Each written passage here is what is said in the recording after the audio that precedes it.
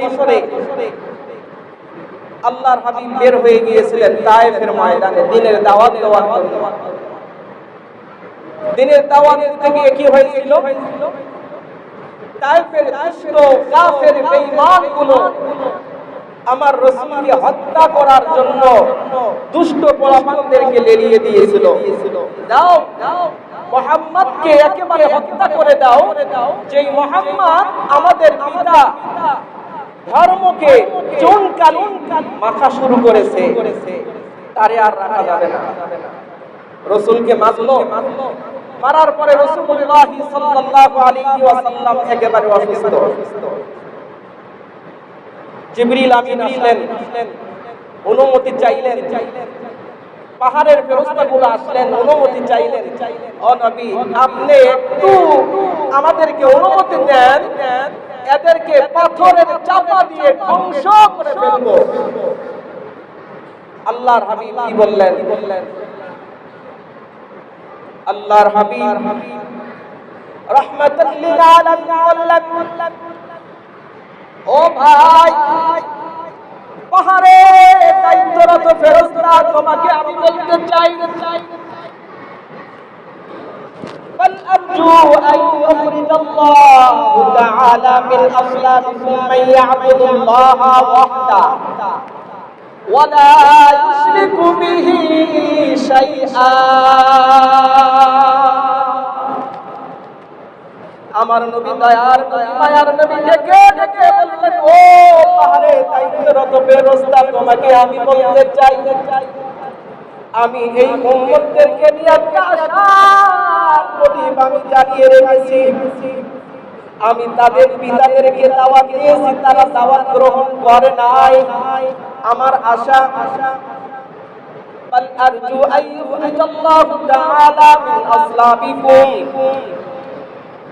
আল্লাহ তাআলা তাদের বংশধর থেকে এমন মানুষ পৃথিবীর বুকে আল্লাহ পাঠিয়ে দিবেন, যেই মানুষগুলো নাই ইয়াবুদুল্লাহ ওয়াহদা, যারা একভাবে আল্লাহ তাআলার ইবাদত করবে, ওয়ালা ইউশরিকু বিহি শাইআ, আল্লাহর সঙ্গে কাউরে শরীক করবে না।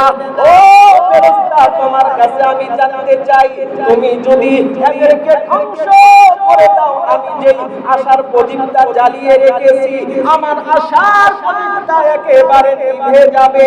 সুতরাং পরবর্তী যারা আসবে এদের ব্যাপারে ঈমান গ্রহণ করার ব্যাপারে আমি আশাবাদী থাকতে আর পারবো না।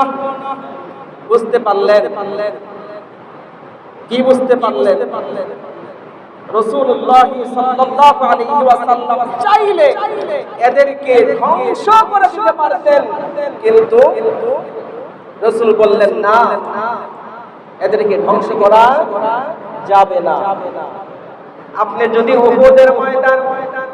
উহুদের ময়দানে দিকে যদি আপনি তাকিয়ে দেখেন, আমার রাসূলুল্লাহকে তারা যখন চতুর্দিক থেকে অ্যাটাক করে ফেলল, আমার রাসূল কাফের বেঈমানের মধ্যে যখন পড়ে গেল, বেষ্টনীতে পড়ে গেল, এই কাফের বেঈমানগুলো রাসূলুল্লাহ সাল্লাল্লাহু আলাইহি ওয়াসাল্লামকে যখন আঘাত শুরু করে দিল, আঘাত শুরু করে দিল, আমার রাসূলের দন্ত মুবারকটা শহীদ হয়ে গেল, রাসূলের মাথার মধ্যে পরাটা একেবারে বসে গেল, রাসূলের চোখের সামনে সামনে রাসূলের অনেক সাহাবী শাহাদাত বরণ করতেছিল।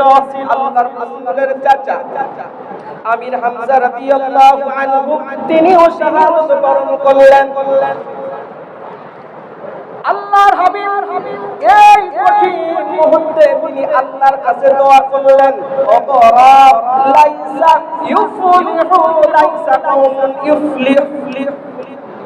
লাইসা কওমুন ইউফলিহু শাজ্জু নাবিয়াহুম ওয়া কাসারু রাবাইয়াতা ওয়া হুয়া ইয়াদউহুম ইলাল্লাহ। আল্লাহর কাছে দোয়া করলেন কাইফা ইউফলিহু কওমুন, ওই কওম কি করে সফলতার দ্বার প্রান্তে পৌঁছবে? কোন কওম? বলে যেই কওমগুলো সাজ্জু নবিয়াহুম, যারা নবীকে আঘাত করে, নবীকে কষ্ট দেয়, ওয়াকাসারু রুবাইয়াতা, মুসলিম জাত মোবারককে শহীদ করে দেয়, এই কওমগুলো কি করে সফলতা অর্জন করবে? অথচ সেই নবীর কোনো দোষ নাই, দোষ একটাই, বলে সেই নবীর কোনো দোষ নাই, দোষ কি?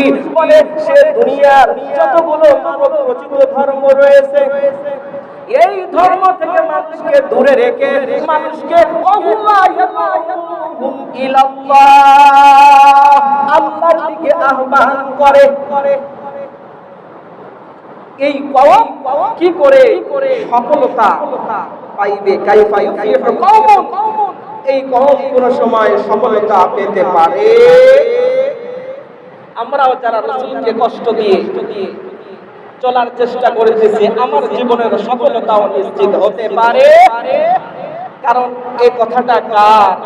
রাহমাতুল লিল আলামিনের কথা।